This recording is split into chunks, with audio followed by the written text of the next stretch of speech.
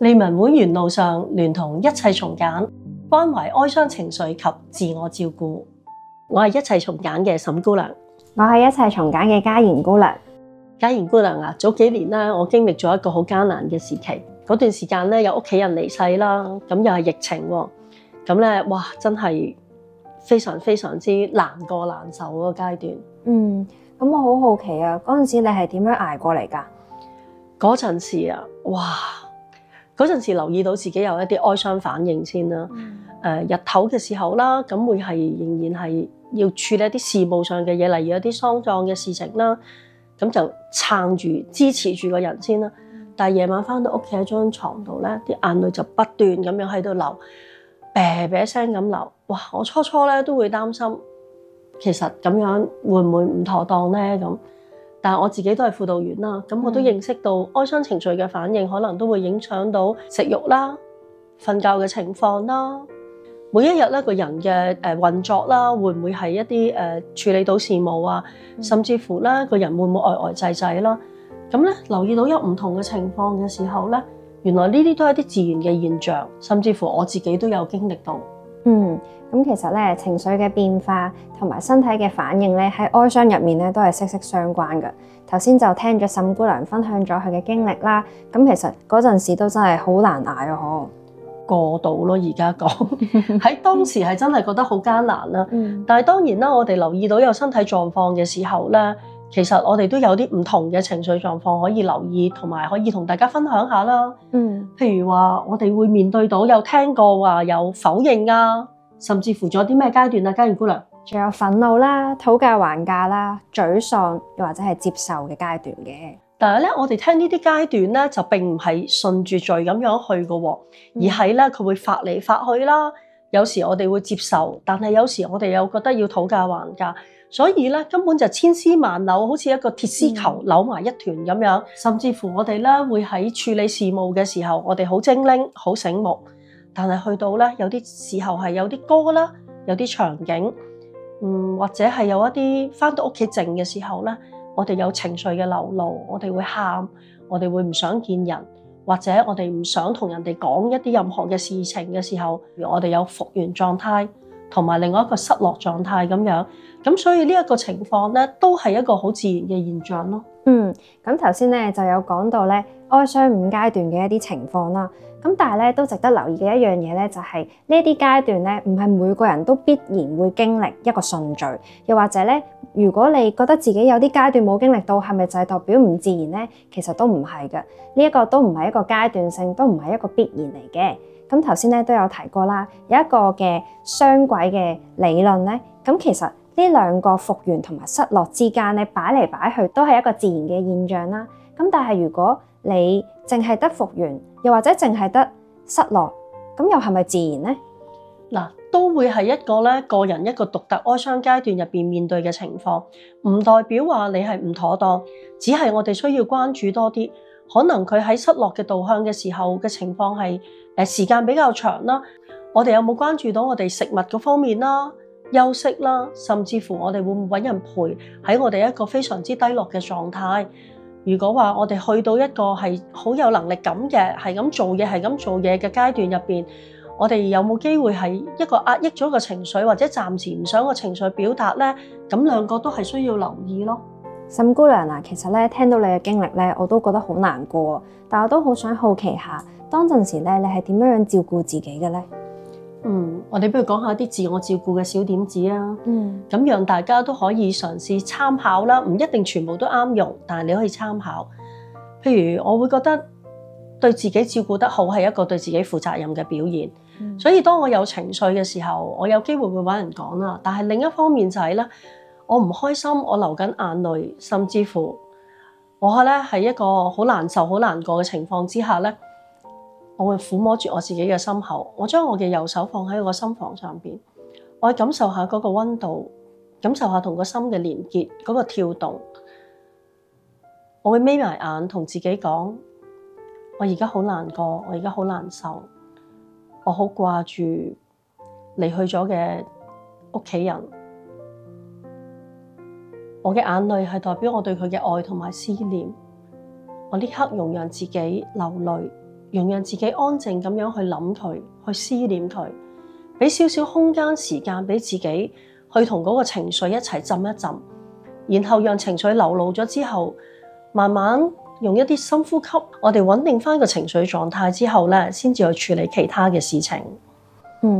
咁其實咧，聽完你頭先做嗰個嘅步驟咧，令到我諗起咧一本書，就係咧《冰山對話》。咁入面咧有4樣嘢都好緊要嘅。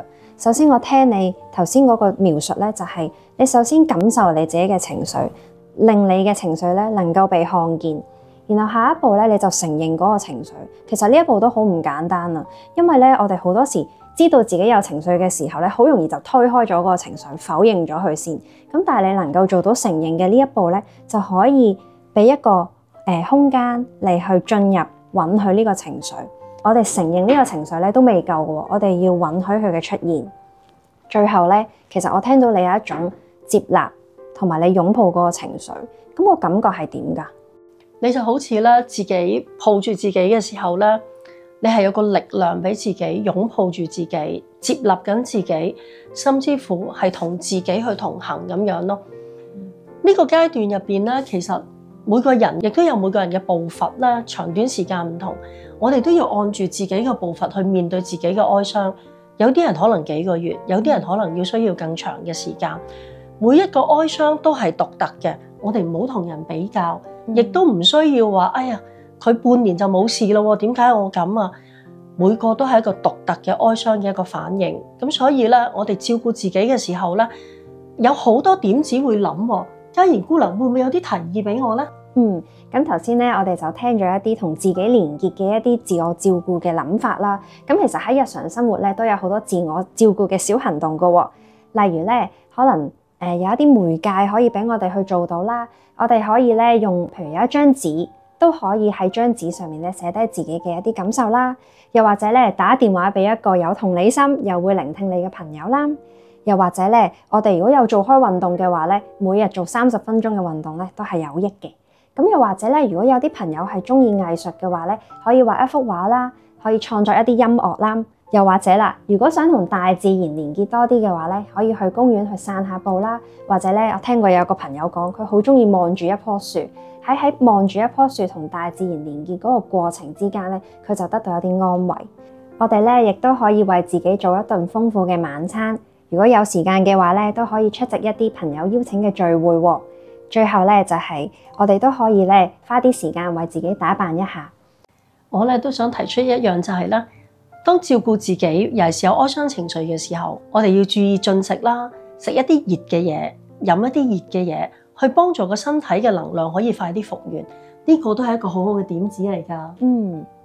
喺自我照顧入邊咧，其實當哀傷嘅情緒慢慢舒緩到同埋過渡到嘅時候，我哋都會留意到，當望翻轉頭，其實開始嘅時候，我哋覺察到有個情緒，同自己嘅內心有個連結，有一個對話，然後跟住再慢慢沉澱嗰個情緒狀況。呢啲全部都係需要時間嘅。然後咧，去到我哋再覺察到，我哋再去前進嘅時候，慢慢出嚟咧，就係一個成長嘅階段。呢個成長階段咧，都係一個唔容易嘅。我哋有時唔係淨係自己可以行到出嚟，都需要有身邊人去陪伴、去同行。而經歷咗喺咁大嘅困難入邊咧，其實我哋咧面對人生嘅韌力係會成長，係會有一個承載力，有個抗逆力，甚至乎會增加咗個復原力。就好似一隻蝴蝶，佢有毛毛蟲，經歷咗幾個階段，去到喺一個繭入邊，佢會破繭而出嘅時候，佢要掹開佢，要用力，佢要付出代價。掹開咗個蛹破出嚟嘅時候，佢個蝴蝶嘅翼咧仍然未有力嘅，佢仲要拍佢先至可以飛。成個階段入邊，蝴蝶嘅成長就正如我哋面對到艱難嘅時候，我哋有嗰個韌力，點樣去面對一個逆境，點樣有承載力，同埋可以有個復原力，咁樣去向前行，可以飛到出嚟。咁頭先咧就提到咧，喺經歷哀傷嘅時候，身邊嘅人都好緊要噶。咁亦都知道咧，沈姑娘之前都有面對失去嘅一啲經歷啦。你身邊嘅人當陣時係點樣陪伴你噶？當陣時咧，我會話俾佢哋聽我嘅需要先嘅。咁有啲朋友咧，咁佢哋都會嚟陪我喺我身邊啦。咁咧佢哋咧就唔會話有啲加咩意見啊，話我啱唔啱啊？當然啦，佢哋都有啲説話，好似話陪我嘅時候叫我唔好喊得咁犀利啊，唔好咁傷心啊。咁其實當你喊到啤啤聲嘅時候咧，你點會唔傷心啊？咁其實咧，作為一位陪伴者，都唔係一件容易嘅事嚟㗎喎。我哋有啲咩需要預備呢？其實咧，我哋有6點需要預備嘅。第一點好緊要嘅就係我哋要明白自己嘅有限性。我哋每個人咧都好想陪伴人哋去完成一啲嘢，或者解決一啲事情，但係我哋冇人係救世者，我哋冇辦法去解決到所有嘅嘢，亦都冇辦法去抹去佢一啲唔開心或者一啲唔安樂嘅情緒。所以咧，我哋要明白自己係冇辦法改變個事實，亦都係唔可以完全將當事人抽咗出嚟脫離嗰個境況。第二點都好緊要嘅喎，就係聆聽嘅重要性啦。其實咧，要專注咁樣聆聽人哋咧，係一件好難嘅事嚟㗎。我哋點樣先可以作為一個好嘅聆聽者呢？其實呢一樣嘢咧，都要抱住一個尊重，亦都抱住一個心係我真係去為咗對方去着想去陪伴。我哋唔係要求啲咩回報，或者我哋唔係需要去做啲乜嘢。有時我哋嘅身份就係好似好被動，但係我哋係主動性地唔做一啲嘢。呢樣嘢係比平時我哋做一啲嘢仲艱難。我去陪伴你嘅時候，我唔做一啲嘢，表面上人哋覺得唔係好得，因為尤其是我哋好中意行動型噶嘛，好似唔得喎。但係咧，我哋嗰個勒住我哋唔做一啲嘢咧，其實即係少啲做咗幫忙咁嘅意思，反而係對嗰件事情有幫助。所以呢個亦都係要留意噶。而另一方面就係我哋係都需要放低我哋自己嘅情緒，我哋唔批評、唔打岔，讓對方可以盡情咁樣慢慢去講，去流露佢嘅狀況。而且喺入邊，我哋唔係律師，亦都唔係法官，我哋唔係批評，亦都唔需要判斷佢講嘅嘢啱唔啱。喺嗰一刻唔係判斷對錯嘅時候。咁聽落咧，好似有好多嘢都唔做得喎。但係如果我真係好想做啲嘢，我可以做啲咩咧？嗱，我哋咧就要敏鋭對方嘅需要。如果佢嗰日其實我哋知道去探佢嘅時候，或者陪佢，佢未食早餐嘅，我哋可以買埋個早餐，唔係叫佢落去食早餐，係買埋或者陪佢一齊去食早餐。嗰一個動力咧，對對方嚟講咧，係更加會可以踏出個門口，或者踏去一個快餐店去食嘢嘅。所以我哋要完成到呢個任務咧，我哋要陪伴同埋佢同行去做呢一樣嘢。而亦都要敏鋭佢，其實佢係咪需要一個解決方法啦個事情？如果佢只係需要陪伴嘅咧，我哋要擺低咧，提供好多意見嘅嗰樣嘅諗法。另一方面，我哋都要留意到自己嘅情緒狀況啦。